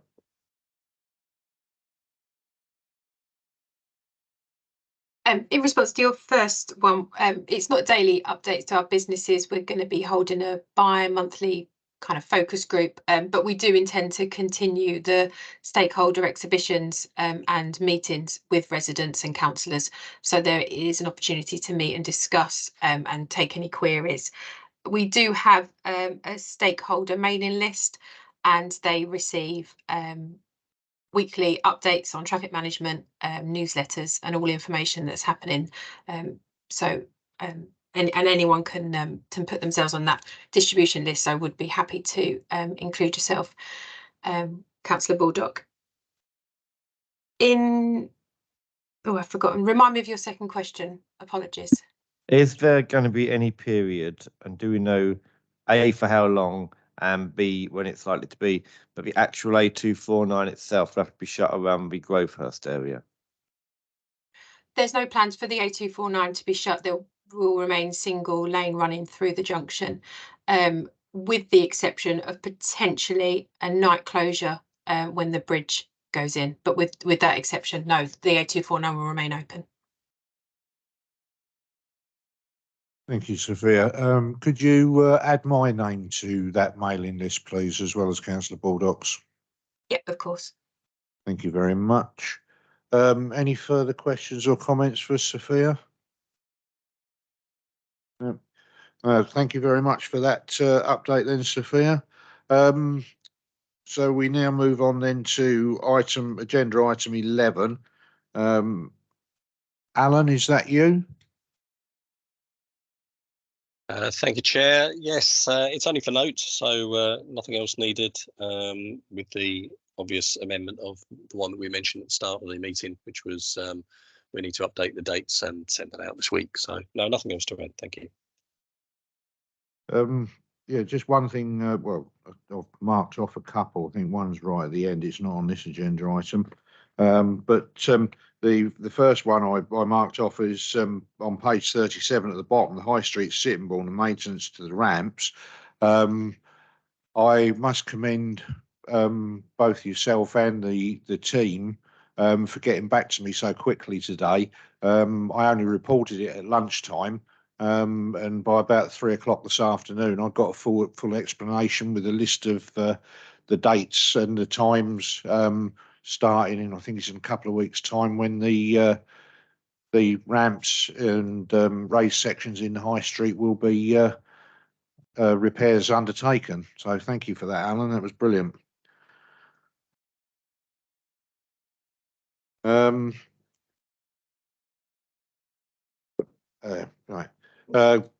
I saw Councillor Wright first, then Councillor Whiting. I presume I can jump through this to the point I want to get to. Page 60, Homewood Avenue Slimble Mini Roundabouts. Technical vetting underway. I don't know much about it. I know nothing about it, and I'm the ward member. Exactly. Could I? Well, could you send some information about it, because Homewood Avenue is, as Simon will know, quite a busy road, particularly around Homewood School, and obviously being part of the Rat Run or Western Link Road, Southern Link Road. That'd be the link to the link. It would be useful to be included in that vetting process. Thank you. Yeah, and following on from that, I assume that those mini roundabouts we're talking about, they will be at the junctions of either end or either section of College Road, or is it the Adelaide Drive and Homewood Avenue? This is the information I haven't got as the ward member, nor as Councillor Cheeseman, and neither as Councillor Wright. Thank you, Chair. Obviously, the team's going to be going through looking at the Highway Works programme and changing the dates. They can provide some sort of expansion on that box. But just to clarify, it's two roundabouts, two mini roundabouts at the very northern end of Homewood. So it's Adelaide and Homewood. Oh, right, okay. I take it these mini roundabouts that are going to be actually on Borden Lane then, they are something to do with the further works that will be done for another roundabout further up for the Spine Road off of the Wises Lane development. Western Link, whatever you like to call it. Well, they're being worked on by our developments team, so it's probably best if they give you the information rather than me trying to take guesses at it, because I don't think the design's even finished yet. So I'll get them to do that within the document that's sent out. Lovely, thank you, Alan. Councillor Whiting, then Councillor Dendorf. Thank you, Chairman. I've just got two very quick questions, and if Mr. Blackburn has to come back with a written answer, that's fine by me. But on page 54 and SW 3314, just to make the point, the works in Belgrave Road are horribly overdue. I know there's been some discussions with the developer about trying to get stuff finished by the end of the year, and it would be very helpful to know whether we're still on track to get that done. And two down from that, on 3316, it talks about the Crescent signalling Belgrave Road. I really have no idea, and I've been searching for this one and I can't find it anywhere. I'm not aware of a Crescent in Belgrave Road, but perhaps Mr. Blackburn can shed some light on that. Thank you. I'm sure I can, but it won't be tonight. I'll sort it out when I've spoken to the team that's looking after it. Thank you. Chairman, I think Councillor Jays might have an answer. Councillor Jays. Thank you, Chair. My one chance to speak. I think it's a planning condition that they were going to shut the Crescent off at halfway rather than the Crescent at Belgrave Road. So it's just a planning condition connected with the Crescent at the halfway traffic lights. Thank you. Thank you for that, Councillor Jays. Right, I've got Councillor MacDonald. Yeah, on page 52, Chequers Road footpath. I've had discussions with KCC and quite unsatisfactory answers in actual fact, because the footpath is absolutely brilliant in front of some of the developments from the junction of Elm Lane and Oak Lane on the south side of the road. A nice footpath goes along and then it stops. And the developers are allowing their properties to be occupied. And my suggestion is that the footpath needs to be looked at again and put in place by the developer. And the same in Scockles Road in actual fact, but you know, it really isn't good enough. Thank you, Peter. Alan? That's noted. Thank you. I know there've been many discussions between Peter and the team, but I don't know the latest on them, so I wouldn't like to guess. Thank you. Okay, thank you. Councillor Baldock. A very quick one, which I really feel I ought to know the answer to already, but what are these bell-mouth accesses that are popping up everywhere?